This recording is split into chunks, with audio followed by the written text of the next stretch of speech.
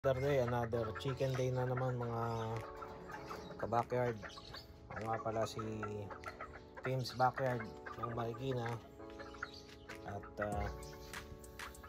ito, napakita ko ng mga manok dito sa yard. So ito ay mga offspring o kung tawagin ay F1 ng Moneymaker Dome. Yung Moneymaker Dome ko ay nakuha ko kay James Uy. So ang track record ni James Uy madami. So mamaya papakita ko sa video kung ano yung mga naging major championship accomplishment ng kanyang game farm.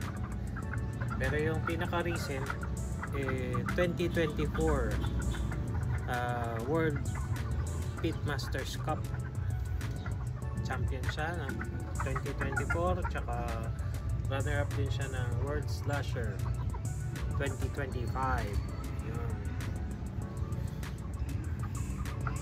So pakita ko yung mga baby pullets na F1.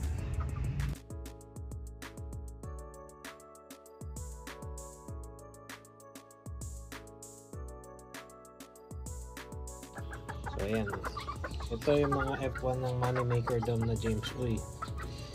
Moneymaker Dome.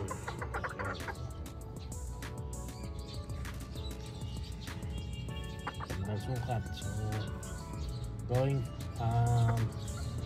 4 months. Mga yan. Diba? Yung magkakakarang bulik yan. Pero it is what it is. It came from the Moneymaker Dome na binili ko kay James Uy. So sa mga duda, feel free to visit the backyard for authenticity of the brood hen at saka ng brood cock na bell ko. Kasi intact ang wing band at saka leg band ng mga breeding materials ko dito. Okay, so ayun, kung gusto nyong ma-check para sigurado lang kung authentic, baka mamaya iniisip nyo ano ako focus ako for chapsuy, bebenta ng chapsuy. Pero hindi naman natin maiwasan na may mga ganong pagdududa kasi may mga nagbebenta naman talaga na chapsuy. Pero makakaasa kayo dito sa Tim's Backyard na hindi tayo nagbebenta ng chapsuy kasi ayoko sa chapsuy. Ito yung Moneymaker Dome ko na 3 years old.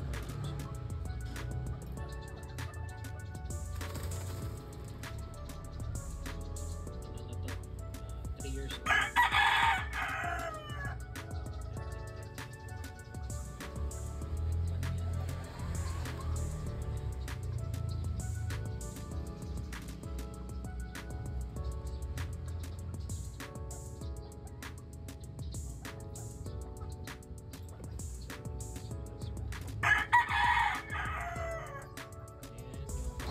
Ito naman yung Moneymaker Dome ko na brood hen.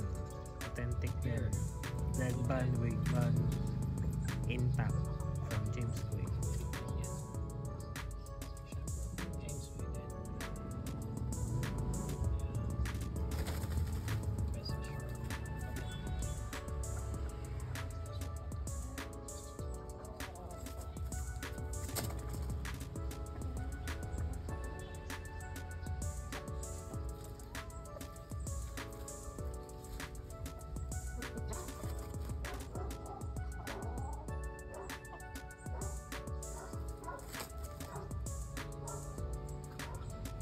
Yung mga baby pullet ko for sharing nga pala yan sa mga interesado, PM lang.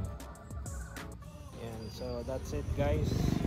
Yun lang muna mapepresent ko dito sa manukan dahil masyado mainit dito sa ilalim ng puno. See you guys for another chicken talk sa Tim's Backyard. Bye bye.